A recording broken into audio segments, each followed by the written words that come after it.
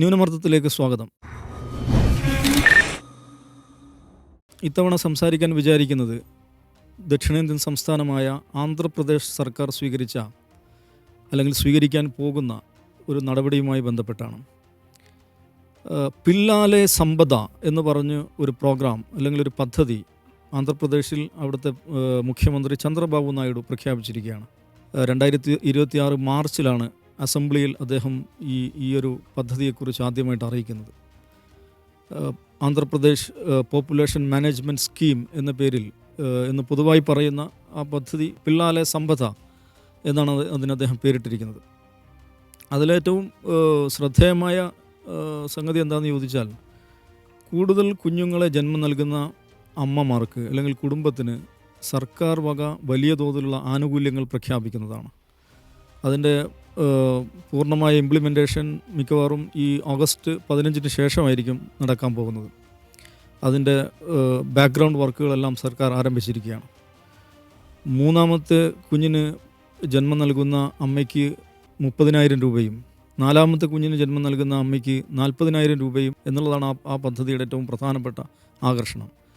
അതേപോലെ ഈ 3ാമത്തെ കുഞ്ഞിന് ജന്മം നൽകുന്നവർക്ക് 3 കിലോ മില്ലറ്റ്, 4ാമത്തെ കുഞ്ഞിന് ജന്മം നൽകുന്നവർക്ക് 6 കിലോ മില്ലറ്റ് എന്നൊക്കെയുള്ള ന്യൂട്രീഷണൽ ഇൻസെൻറ്റീവ്സും ഈ ഫിനാൻഷ്യൽ ഇൻസെൻറ്റീവ്സിന് പുറമെ ന്യൂട്രീഷണൽ ഇൻസെൻറ്റീവ്സും സർക്കാർ പ്രഖ്യാപിച്ചിട്ടുണ്ട്.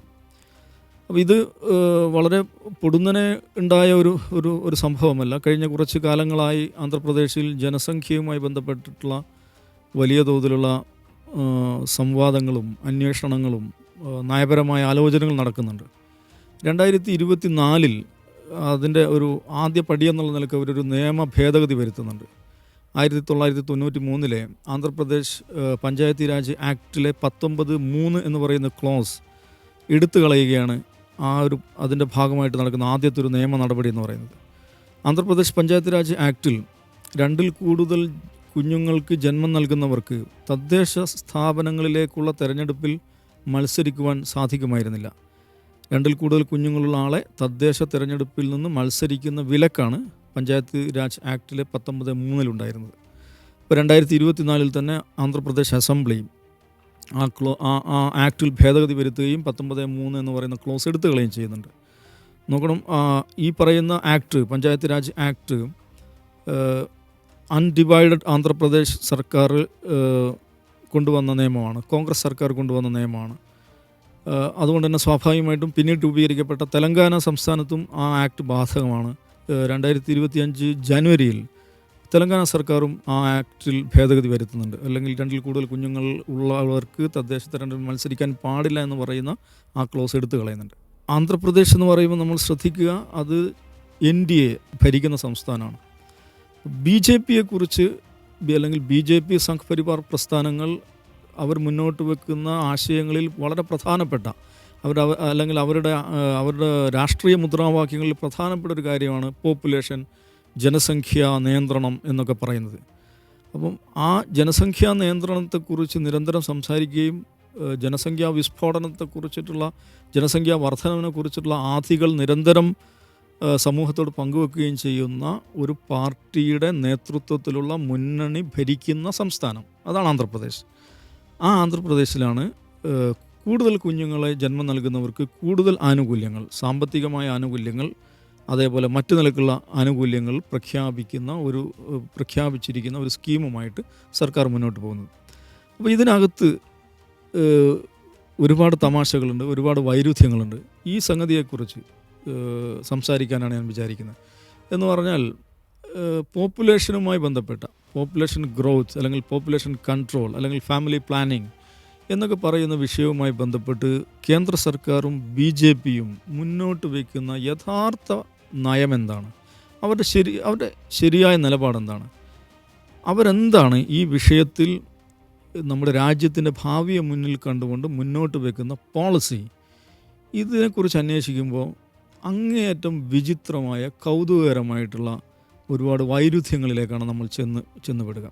ഇപ്പോൾ ആന്ധ്രാപ്രദേശ് സംസ്ഥാന സർക്കാർ പില്ലാലെ സമ്പദ എന്ന് പറയുന്ന ഒരു പദ്ധതിയുമായിട്ട് വരുന്നു. കൂടുതൽ കുഞ്ഞുങ്ങൾ ജന്മം കൊടുക്കുന്നവർക്ക് വലിയ സാമ്പത്തിക ആനുകൂല്യം പ്രഖ്യാപിക്കുന്നു.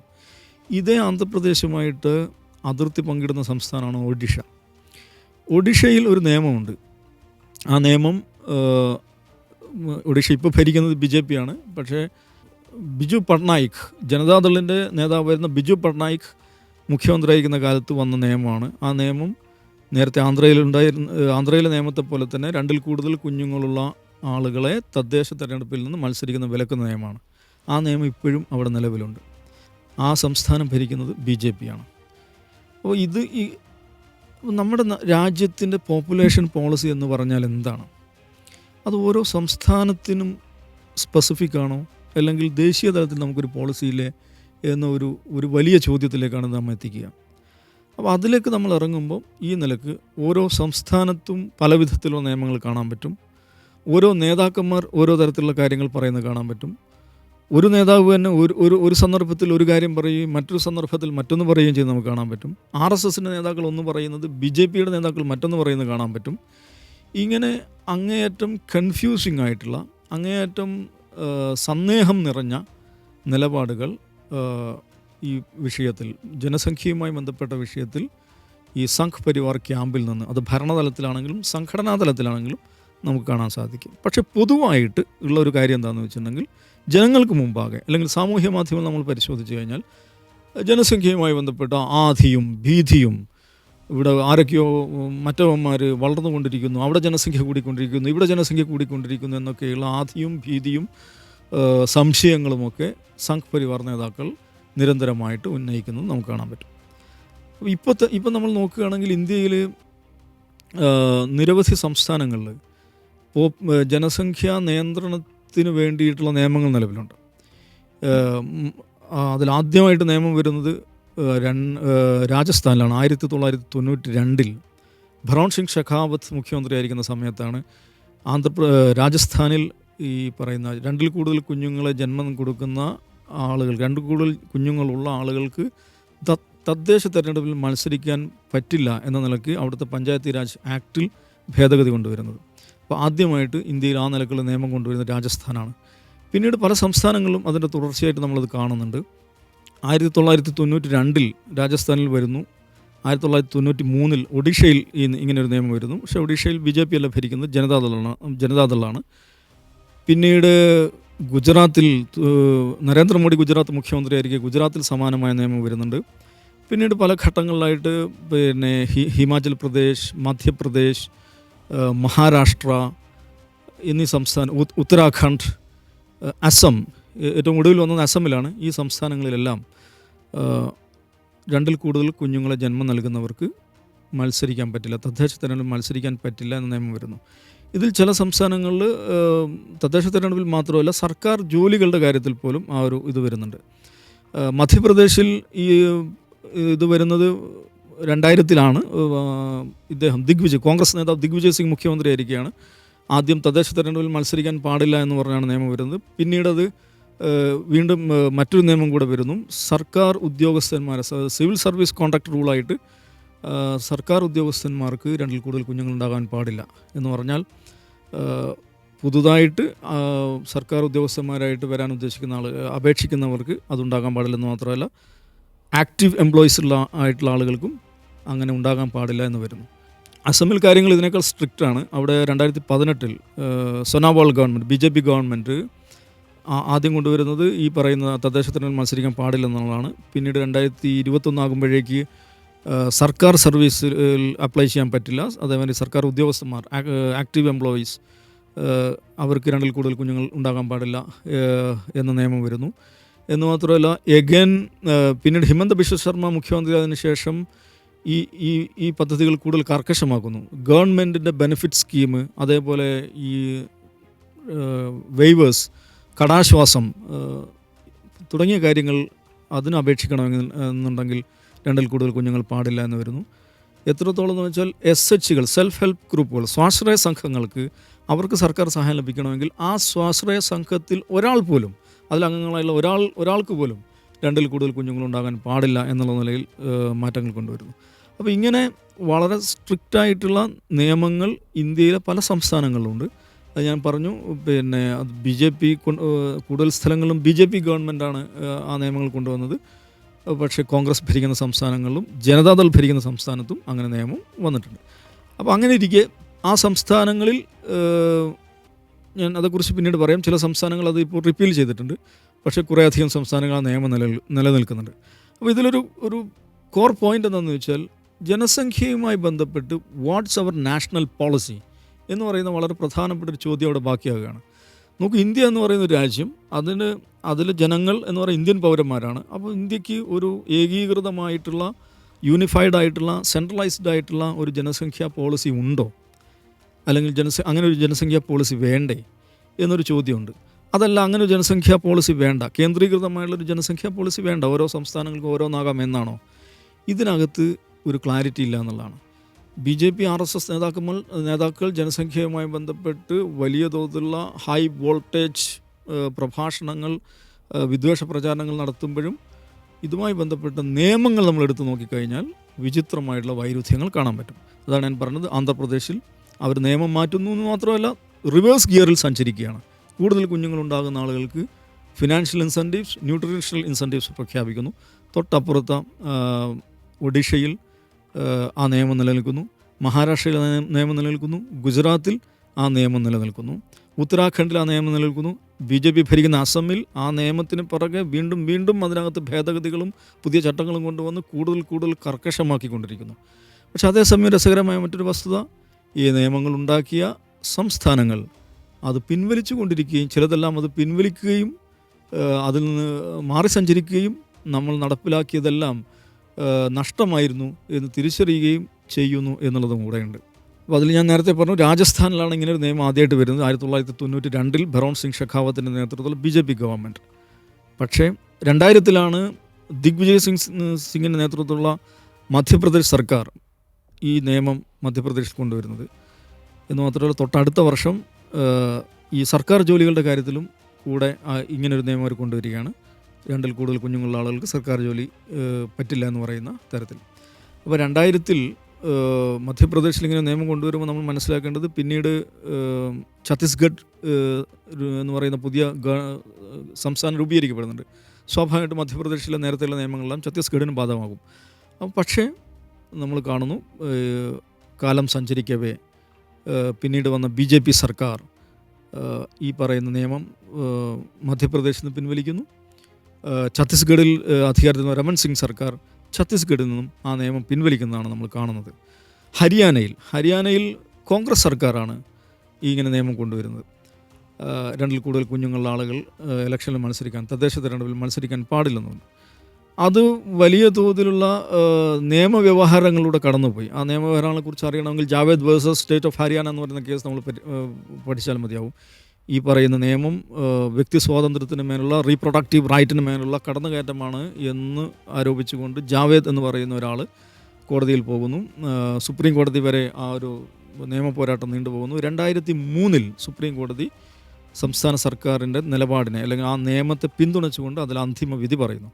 അതിലെ തമാശ എന്താണെന്ന് ചോദിച്ചാൽ, 2003 സുപ്രീം കോടതി അതിനെ നിയമത്തെ ഉയർത്തിപ്പിടിച്ചുകൊണ്ട് നിയമത്തിന് അനുകൂലമായി, ഹരിയാന സർക്കാരിന് അനുകൂലമായി വിധി പ്രസ്താവം നടത്തുന്നുണ്ടെങ്കിലും 2006 എത്തുമ്പോഴേക്ക് ഹരിയാന സർക്കാർ ആ നിയമം പിൻവലിക്കുകയാണ് ചെയ്യുന്നത്. അത് വൻ പരാജയമായിരുന്നു, വൻ തിരിച്ചടിയായിരുന്നു. വലിയ സാമൂഹിക പ്രത്യാഘാതങ്ങൾ ആ നിയമം ഉണ്ടാക്കിയിട്ടുണ്ട് എന്ന് അവരുടെ തന്നെ പഠനങ്ങൾ കണ്ടെത്തുകയും അതിന് പിൻവാങ്ങുകയാണ് ചെയ്യുന്നത്. ഹിമാചൽ പ്രദേശിൽ ഈ നിയമം ഉണ്ടായിരുന്നു, അവരന്ന് പിൻവാങ്ങി. അപ്പോൾ രാജസ്ഥാൻ പിൻവാങ്ങി, മധ്യപ്രദേശ് പിൻവാങ്ങി, ഛത്തീസ്ഗഡ് പിൻവാങ്ങി, ഹിമാചൽ പ്രദേശ് പിൻവാങ്ങി, ആന്ധ്രാപ്രദേശ് പിൻവാങ്ങി, തെലങ്കാന പിൻവാങ്ങി.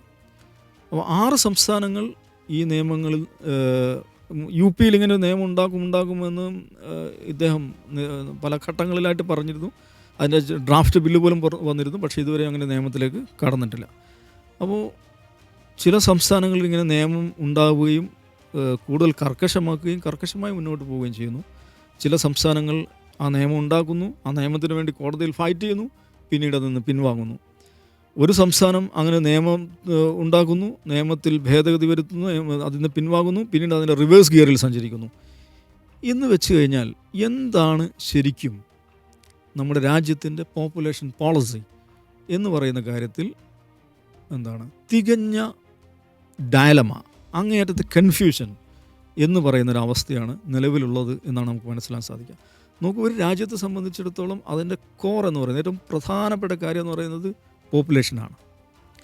കാരണം ആളുകൾ ചേർന്നതാണ് രാജ്യം, ആളുകൾക്ക് വേണ്ടിയാണ് രാജ്യം. പക്ഷേ ആളുകൾ, മനുഷ്യർ, അവരുമായി ബന്ധപ്പെട്ട അല്ലെങ്കിൽ മനുഷ്യൻ്റെ റീപ്രൊഡക്ഷനുമായി ബന്ധപ്പെട്ടിട്ടുള്ള രാജ്യത്തിൻ്റെ നയം എന്താണ് എന്നതിനെക്കുറിച്ച് വ്യക്തതയില്ല എന്നുള്ളതാണ് വാസ്തവം. അപ്പോൾ ഈ അവ്യക്തത എല്ലായിടത്തും നമുക്ക് കാണാൻ സാധിക്കും. ഈ അവ്യക്തത ഇവരുടെ നയങ്ങളിൽ, നിയമങ്ങളിൽ, പ്രഭാഷണങ്ങളിൽ, സമീപനങ്ങളിൽ എല്ലായിടത്തും നമുക്ക് കാണാൻ സാധിക്കും. രാജ്യത്ത് വലിയ തോതിൽ ജനസംഖ്യ വർദ്ധിക്കുന്നുവെന്നും വളരെ കർക്കശമായിട്ടുള്ള ജനസംഖ്യാ നിയന്ത്രണ സംവിധാനങ്ങൾ എല്ലായിടത്തും ഒരുപോലെ വേണമെന്നുമാണ് ചില ഘട്ടങ്ങളിൽ BJPയുടെ നേതാക്കന്മാർ പറയാറുള്ളത്. ആ നിലക്കുള്ള നിയമങ്ങൾ വേണമെന്ന് ആവശ്യപ്പെട്ടുകൊണ്ട് സുപ്രീം കോടതിയിൽ ഇപ്പോൾ അശ്വിനി കുമാർ ഉപാധ്യായ, ഇന്ത്യയിലെ സംഘ് പരിവാറിൻ്റെ ഏറ്റവും പ്രധാനപ്പെട്ട ഒരു വ്യവഹാരി, ഒരു സ്ഥിരം വ്യവഹാരി എന്ന് പറയാവുന്ന ഒരാളാണ്. അദ്ദേഹം സുപ്രീം കോടതിയിൽ പോയിട്ടുണ്ട്. ഒരു നാഷൻ വൈഡ് സ്ട്രിക്റ്റ് ലോ, ഈ ജനസംഖ്യാ നിയന്ത്രണത്തിന് വേണ്ടിയിട്ടുള്ള സ്ട്രിക്റ്റർ ലോ ആവശ്യപ്പെട്ടുകൊണ്ട് ഒരു പബ്ലിക് ഇൻട്രസ്റ്റ് ലിറ്റിഗേഷനുമായിട്ട് ഈ അശ്വിനി കുമാർ ഉപാധ്യായ സുപ്രീം കോടതിയിൽ പോകുന്നുണ്ട്. പക്ഷേ സുപ്രീം കോടതി ആ വിഷയത്തിൽ കേന്ദ്ര സർക്കാരിനോട് അഭിപ്രായം ചോദിച്ചപ്പോൾ 2020 കേന്ദ്ര സർക്കാരിൻ്റെ കേന്ദ്ര ഫാമിലി കുടുംബാരോഗ്യ മന്ത്രാലയം കൊടുത്ത അഫിഡവിറ്റ് പറയുന്നത് ഞങ്ങളത് ഉദ്ദേശിക്കുന്നില്ല, അങ്ങനെ ഒരു സ്ട്രിക്റ്റ് ലോ, ദേശീയ തലത്തിലൊരു സ്ട്രിക്റ്റ് ലോ ഇംപ്ലിമെൻ്റ് ചെയ്യാൻ ഉദ്ദേശിക്കുന്നില്ലെന്ന് മാത്രമല്ല, വോളണ്ടറി ഫാമിലി പ്ലാനിംഗ് ആണ് നമ്മളുടെ നയം എന്ന് പറയുന്നുണ്ട്. എന്ന് മാത്രമല്ല, വളരെ കർക്കശമായിട്ടുള്ള ഈ ജനസംഖ്യാ നിയന്ത്രണം പാലിച്ച രാജ്യങ്ങൾ, മറ്റു രാജ്യങ്ങൾ അത് കൗണ്ടർ പ്രൊഡക്റ്റീവായിട്ടാണ് വന്നിട്ടുള്ളതെന്നും അതുകൊണ്ട് അങ്ങനെ ഒരു നിയമനിർമ്മാണം കേന്ദ്ര സർക്കാർ ഉദ്ദേശിക്കുന്നില്ല എന്നാണ് 2020 ഫാമിലി വെൽഫെയർ മിനിസ്ട്രി സുപ്രീം കോടതിയിൽ കൊടുത്തിട്ടുള്ള ഒരു സംഘ് പരിവാറുകാരനായ അശ്വിനി കുമാർ ഉപാധ്യായയുടെ PAയിൽ കൊടുത്തിട്ടുള്ള, അതിന് റെസ്പോണ്ട് ചെയ്ത് കൊടുത്തിട്ടുള്ള അഫിഡവിറ്റിൽ പറയുന്നത്.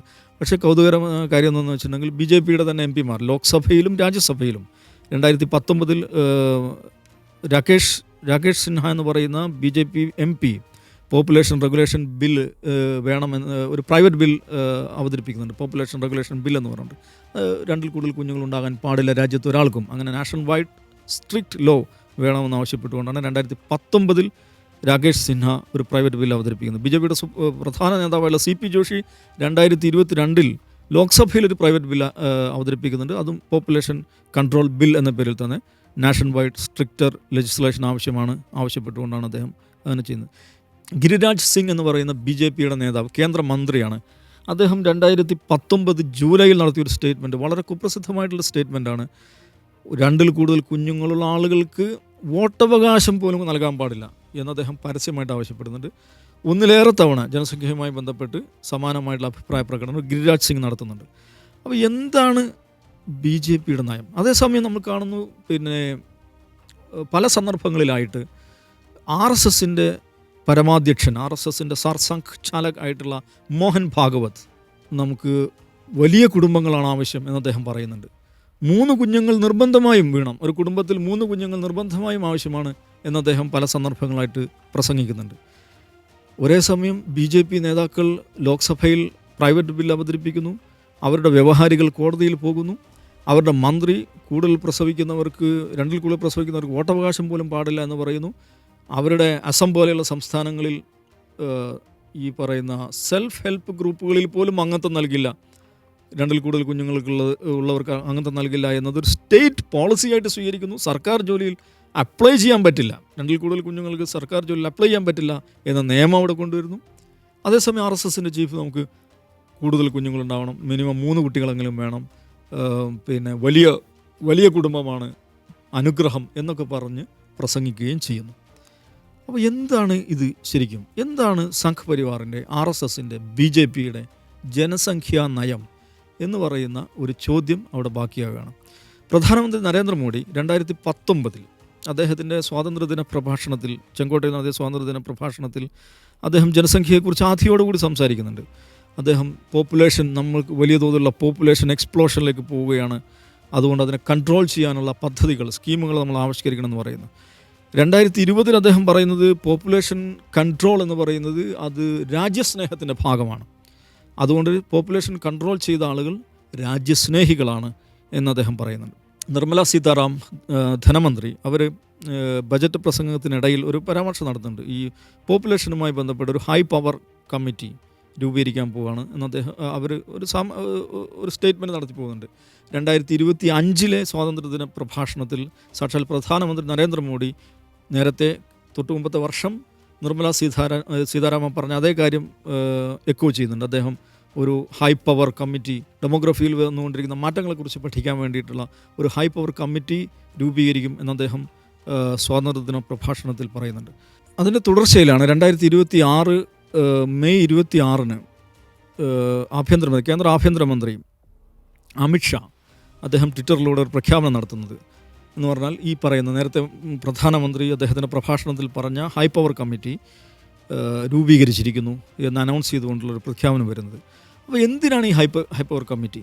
ഈ high power committee on demographic change എന്ന് പറയുമ്പോൾ നമ്മൾ വിചാരിക്കുക ഡെമോഗ്രഫിയിൽ പല രീതിയിലുള്ള മാറ്റങ്ങൾ വരുന്നുണ്ട്. ഇപ്പോൾ ആന്ധ്രാപ്രദേശ് സർക്കാർ അവർ പുതിയ പദ്ധതി പ്രഖ്യാപിക്കാനുള്ള കാരണമായിട്ട് അവർ പറയുന്നത് അവിടുത്തെ ഫെർട്ടിലിറ്റി റേറ്റ് വളരെയധികം കുറഞ്ഞുകൊണ്ടിരിക്കുന്നു. TFR എന്ന് പറയുന്നത് ടോട്ടൽ ഫെർട്ടിലിറ്റി റേറ്റ് 1.7 മാറിയിരിക്കുന്നു.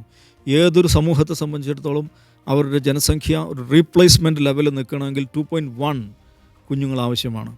എന്ന് പറഞ്ഞാൽ ഒരു സ്ത്രീക്ക് ആവറേജ് 2.1 കുഞ്ഞുങ്ങളുണ്ടാകുന്ന നിലയിൽ ജനസംഖ്യ ഉണ്ടാകുമ്പോഴേ റീപ്ലേസ്മെൻറ്റ് ലെവൽ നിലനിൽക്കുകയുള്ളൂ.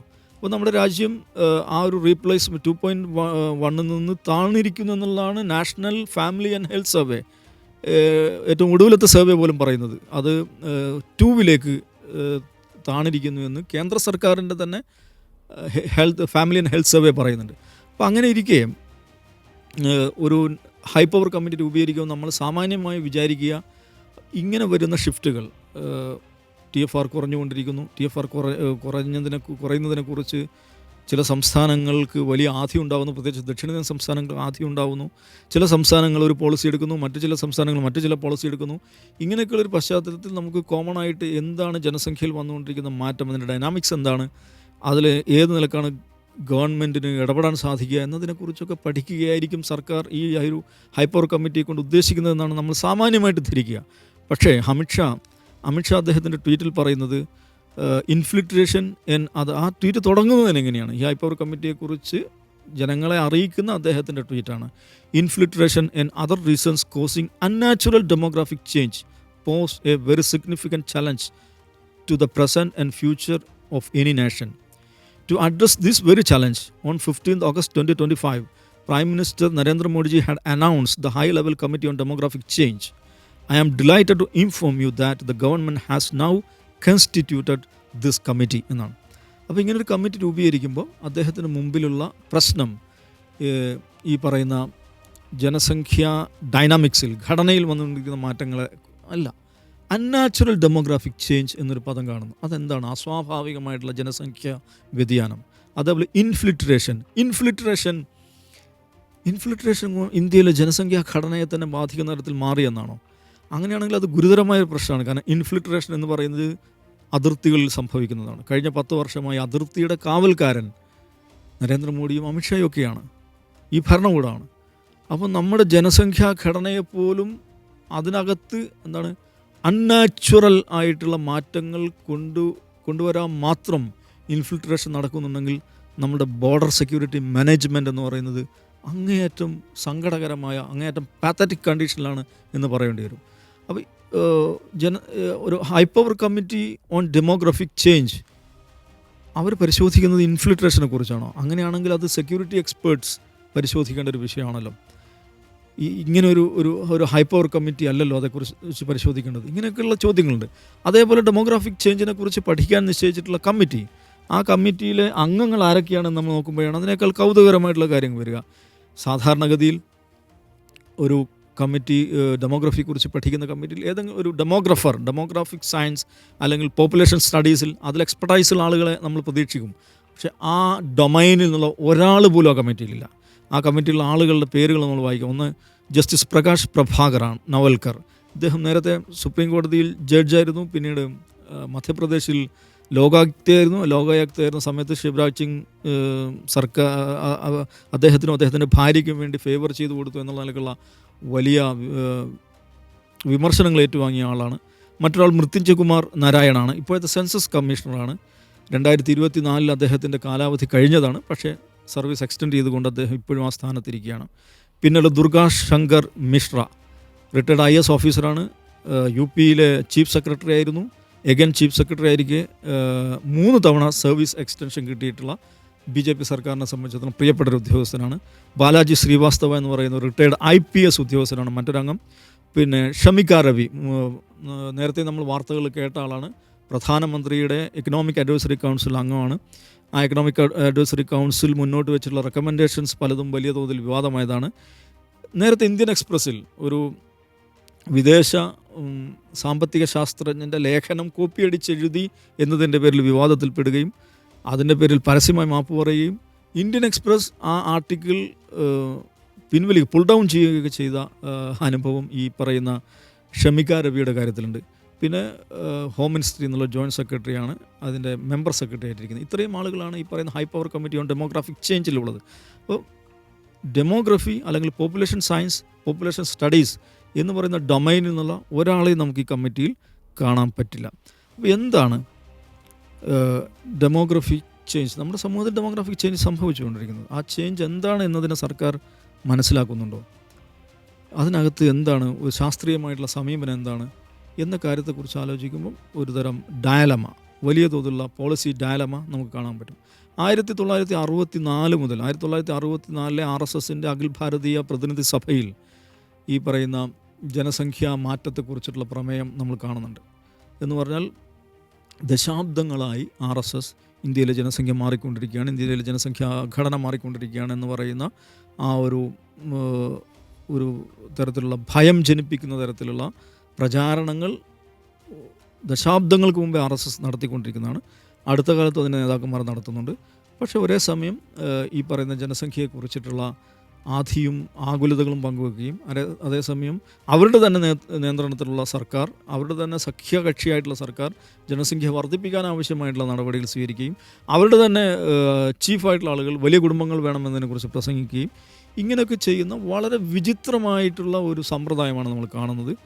അപ്പം ഇപ്പോഴത്തെ ഇന്ത്യയിൽ ജനസംഖ്യയുമായി ബന്ധപ്പെട്ടുള്ള അന്വേഷണത്തിലെ സംവാദത്തിലെ ആദ്യത്തെ ചോദ്യം എന്ന് പറയുന്നത് BJPയുടെ അല്ലെങ്കിൽ കേന്ദ്ര സർക്കാരിൻ്റെ അല്ലെങ്കിൽ RSSൻ്റെ ജനസംഖ്യാ പോളിസി എന്ന് പറയുന്നത് എന്താണ്? ഇപ്പോൾ ഈ ഹൈ പവർ കമ്മിറ്റി രൂപീകരിച്ചിരിക്കുന്നു, 1 വർഷത്തിനകം റിപ്പോർട്ട് നൽകണം എന്നുള്ളതാണ് അമിത്ഷാ അല്ലെങ്കിൽ കേന്ദ്ര സർക്കാർ അവരോട് ആവശ്യപ്പെട്ടിരിക്കുന്നത്. നോക്കൂ, അത് അതിലും കൗതുകകരമായിട്ടുള്ളൊരു സംഗതിയാണ്. ജനസംഖ്യയുമായി ബന്ധപ്പെട്ട ഏറ്റവും പ്രാഥമികവും ഏറ്റവും പ്രധാനപ്പെട്ടതുമായിട്ടുള്ള അതിൻ്റെ ഒരു റെഫറൻസ് എന്ന് പറഞ്ഞാൽ സെൻസസ് ആണ്. സെൻസസ് ഇപ്പോൾ നടന്നുകൊണ്ടിരിക്കുകയാണ്. ഇങ്ങനൊരു സെൻസസ് നടന്നുകൊണ്ടിരിക്കെ ആ സെൻസസ് കഴിഞ്ഞ് അതിൻ്റെ ഫൈനൽ റിപ്പോർട്ട് പുറത്തു വരാൻ 1.5-2 വർഷമൊക്കെ എടുക്കും. അങ്ങനെ ഒരു വലിയ പ്രക്രിയ, നിയമപരമായിട്ടുള്ള വലിയൊരു പ്രക്രിയ നടന്നുകൊണ്ടിരിക്കുക. അതിനിടയിൽ എന്താണ് ഈ ഹൈ പവർ കമ്മിറ്റി ചെയ്തുകൊണ്ടിരിക്കുന്നത്? അല്ലെങ്കിൽ അവർക്ക് എന്താണ് ചെയ്യാൻ പറ്റുക? നന്ന ചുരുങ്ങിയത് ഈ സെൻസസ് കഴിയട്ടെ, സെൻസസിലെ ഡാറ്റ വെച്ചിട്ട് നമുക്ക് അതൊന്ന് അനലൈസ് ചെയ്യാം, ഒന്ന് ഡയസെക്റ്റ് ചെയ്യാം എന്നല്ലേ ആലോചിക്കേണ്ടത്? അങ്ങനെയല്ല. സെൻസസ് ഒരു വഴിക്ക് നടക്കുന്നു. ഈ സെൻസസ് കമ്മീഷണർ തന്നെ അംഗമായിട്ടുള്ള ഒരു ഹൈ പവർ കമ്മിറ്റി മറ്റൊരു നിലക്ക് പ്രവർത്തിക്കുന്നു. അപ്പോൾ എന്താണ് റെഫറൻസ്, എന്താണ് ഇവർ പരിശോധിക്കാൻ പോകുന്നതെന്ന ചോദ്യമുണ്ട്. SIR നോക്കൂ, ഇന്ത്യയിലെ 13 സംസ്ഥാനങ്ങളിലും കേന്ദ്രഭരണ പ്രദേശങ്ങളുമായിട്ട് ഇതിനകം SIR നടന്നു കഴിഞ്ഞു. 6 കോടി, ശ്രദ്ധിക്കുക, 6 കോടി മനുഷ്യരാണ് SIR വഴി വോട്ടർ പട്ടികയിൽ നിന്ന് പുറത്താക്കപ്പെട്ടിരിക്കുന്നത്. അപ്പോൾ SIRൽ നിന്ന് അവരെക്കുറിച്ചും ഈ ഹൈ പവർ കമ്മിറ്റി അവർ പഠിക്കും എന്ന് ചില പത്രവാർത്തകൾ കാണുന്നുണ്ട്. SIRനെ കുറിച്ച് കഴിഞ്ഞ 2025 ഡിസംബറിൽ പാർലമെൻറ്റിൽ നടന്നൊരു സംവാദത്തിനിടയിൽ അമിത്ഷാ പറയുന്നൊരു കാര്യമുണ്ട്. അദ്ദേഹത്തിൻ്റെ 3 ഡിറ്റക്ട്, ഡിലീറ്റ്, ഡിപ്പോർട്ട് എന്ന് അദ്ദേഹം പ്രഖ്യാപിക്കുന്നത് 3D ആണ്. ഡിറ്റക്ട്, ഡിലീറ്റ്, ഡിപ്പോർട്ട് എന്ന് പറഞ്ഞാൽ SIRലൂടെ ആളുകളെ ഡിറ്റക്റ്റ് ചെയ്യുന്നു, അവരെ ഡിലീറ്റ് ചെയ്യുന്നു, ഡിലീറ്റ് ചെയ്ത ശേഷം അവരെ ഡീപ്പോർട്ട് ചെയ്യുന്നു. എന്ന് പറഞ്ഞാൽ കേന്ദ്ര സർക്കാർ ഉദ്ദേശിക്കുന്ന ജനസംഖ്യാ നയം എന്ന് പറയുന്നത്, അല്ലെങ്കിൽ അവരുടെ ഹൈ പവർ കമ്മിറ്റി മുന്നോട്ട് വെക്കുന്ന ആശയം എന്ന് പറയുന്നത്, ഇങ്ങനെ SIRലൂടെ പുറത്താക്കപ്പെട്ട മനുഷ്യർ 6 കോടിയാണ് പുറത്താക്കപ്പെട്ടത്. ഈ 6 കോടി എല്ലാവരും ജീവിച്ചിരിക്കുന്നവരാണോ നമുക്കറിയില്ല.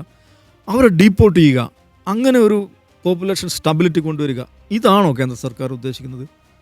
നമുക്ക് ധാരണയില്ല. അങ്ങനെ ഒരു പദ്ധതിയാണ് സർക്കാർ ഉദ്ദേശിക്കുന്നത്. അതുണ്ടാക്കുന്ന കാറ്റസ്ട്രോഫിക് എഫക്റ്റ് എന്താ, അതിൻ്റെ ദുരന്ത ഫലങ്ങൾ എന്തായിരിക്കും എന്നതിനെക്കുറിച്ച് നമുക്ക് ആലോചിക്കാവുന്നതുള്ളൂ. സങ്കല്പത്തിനും അതീതമായിട്ടുള്ള ഒരു ഹ്യൂമൻ ഡിസാസ്റ്ററിലേക്കായിരിക്കും അത് നയിക്കുന്നുണ്ടാവുക. നമുക്ക് ഇപ്പോൾ തന്നെ നമുക്കറിയാം, SIRലൂടെ പുറത്താക്കപ്പെട്ട മനുഷ്യർ അവരുടെ പൗരത്വം ചോദ്യചിഹ്നമായി നിൽക്കുന്നുണ്ട്. അവരെ വെൽഫെയർ സ്കീമുകളിൽ നിന്ന്, സ്റ്റേറ്റ് ഗവൺമെൻറ് അവർക്ക് നൽകിക്കൊണ്ടിരിക്കുന്ന ആനുകൂല്യങ്ങളിൽ നിന്ന്, റേഷൻ പദ്ധതികളിൽ നിന്നൊക്കെ അവരെ മാറ്റി നിർത്തുന്നതിനെക്കുറിച്ചുള്ള വാർത്തകൾ വന്നുകൊണ്ടിരിക്കുന്നുണ്ട്. അപ്പോൾ ഇങ്ങനെ വലിയൊരു വിഭാഗം ജനങ്ങളെ സ്റ്റേറ്റ്ലെസ് ആക്കുക, അല്ലെങ്കിൽ പൗരന്മാരല്ലാതാക്കുക എന്നുള്ളതാണോ സർക്കാരിൻ്റെ ജനസംഖ്യാ നയം? ഇതും നമ്മൾ കാത്തിരുന്ന് കാണേണ്ട കാര്യമാണ്. ചുരുക്കി പറഞ്ഞാൽ, ജനസംഖ്യയെക്കുറിച്ച് ഏറ്റവും അധികം സംസാരിച്ചു കൊണ്ടിരിക്കുന്ന ഒരു പാർട്ടി, ഒരു ഭരണകൂടം, ഒരു സംഘടനാ സംവിധാനം, അവരാണ് ജനസംഖ്യയുമായി ബന്ധപ്പെട്ട വിഷയത്തിൽ ഏറ്റവും വലിയ ആശയക്കുഴപ്പത്തിൽ നിൽക്കുന്നത് എന്നുള്ളതാണ് നമുക്ക് കാണാൻ കഴിയുക. അതിൻ്റെ ഓരോ പലതരത്തിലുള്ള അനുരണനങ്ങൾ നമ്മൾ കണ്ടുകൊണ്ടിരിക്കുകയാണ്. അതിലെ ഏറ്റവും ഒടുവിലത്തെ വിചിത്രമായ ഒരു സ്റ്റെപ്പ് എന്നുള്ള നിലക്കാണ് ആന്ധ്രാപ്രദേശ് സർക്കാർ കൂടുതൽ കുഞ്ഞുങ്ങളെ ജനിപ്പിക്കുന്നവർക്ക് കൂടുതൽ ആനുകൂല്യങ്ങൾ നൽകുന്ന പിള്ളാലെ സമ്പദ് പദ്ധതിയുമായി മുന്നോട്ട് പോകുന്നത് നമുക്ക് കാണാൻ സാധിക്കാം. ന്യൂനമർത്ഥം ഈ ലക്കം ഇവിടെ അവസാനിക്കുന്നു. മറ്റൊരു വിഷയവുമായിട്ട് പിന്നീട് കാണാം.